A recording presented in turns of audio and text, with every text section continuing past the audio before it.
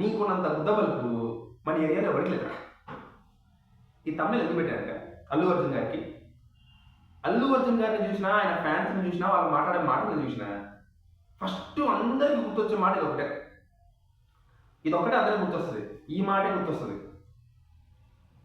ఎందుకు గుర్తొచ్చిందంటే, ఈ వీడియో ఎందుకు చేస్తానంటే, నేను ఇన్స్టాగ్రామ్లో ఈ మధ్యలో ఒక రీల్ చూశాను అనమాట.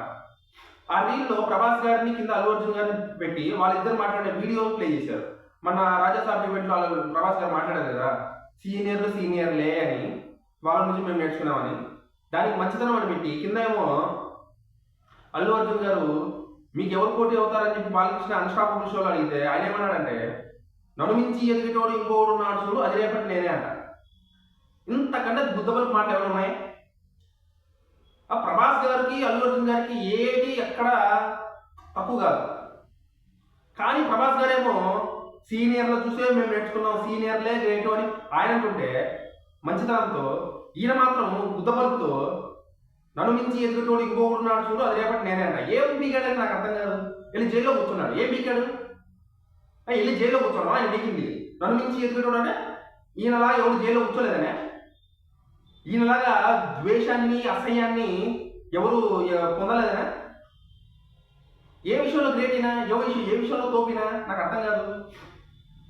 బాహుబలి రికార్డులు ఏమైనా బదులు కొట్టాడా? గూగుల్లో పోయి చూడండి. 1700 కోట్లు కలెక్షన్స్ అంతే. బాహుబలి రికార్డు బ్రేక్గా. బాహుబలి ఇంకా నెంబర్ 1. ఈయన పేరు మీద ఉన్నది ఒక్క డే1 రికార్డు మాత్రమే. అంత బుద్ధబలి మీద నాకు అర్థం కాదు అల్లు అర్జున్ గారికి. నిజంగా మీరు ఫ్యాన్స్ హర్ట్ అయినా పర్వాలేదు, నాకేం ప్రాబ్లం లేదు. నాకు మండింది, బాగా మండింది. కింద వాళ్ళ ఫ్యాన్స్ కామెంట్లు మళ్ళీ ఏమనంటే, రాజమౌళి లేకుండా వచ్చాడు కదా, ఆ మాత్రం బుద్ధబలు పుడుతుంట. మరి కేజీఎఫ్ తీసిన యశ్ ఎవడు? రాజమౌళి లేకుండానే వచ్చాడు కదా. అసలు కర్ణాటక సంగతి వదిలేయి, మన తెలుగులో తేజస్ వచ్చా హనుమంతు 300 కోట్లు కొట్టాడు. హిందీలో అద్భుతమైన కలెక్షన్స్ వచ్చినాయి. మరి రాజమౌళి లేకుండా వచ్చాడుగా. మళ్ళీ Mirai pan India hit, Rajamouli లేకుండా వచ్చాడుగా.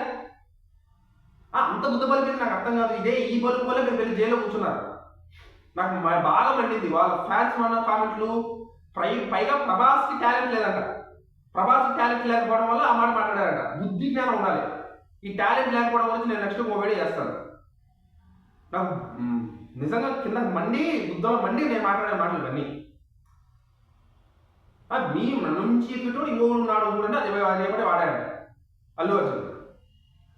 నిజంగా అల్లు అర్జున్ గారికి నేను చాలా రెస్పెక్ట్ ఇద్దాం అనుకుంటాను. కానీ ఇలాంటివి చూసినప్పుడు నాకు మండేది. ప్రభాస్ అంత పద్ధతిగా మాట్లాడుతుంటే ఈయనకే వచ్చిన నష్టం నాకు అర్థం కాదు. ఈయనకి అంత బలుపు ఏంటి?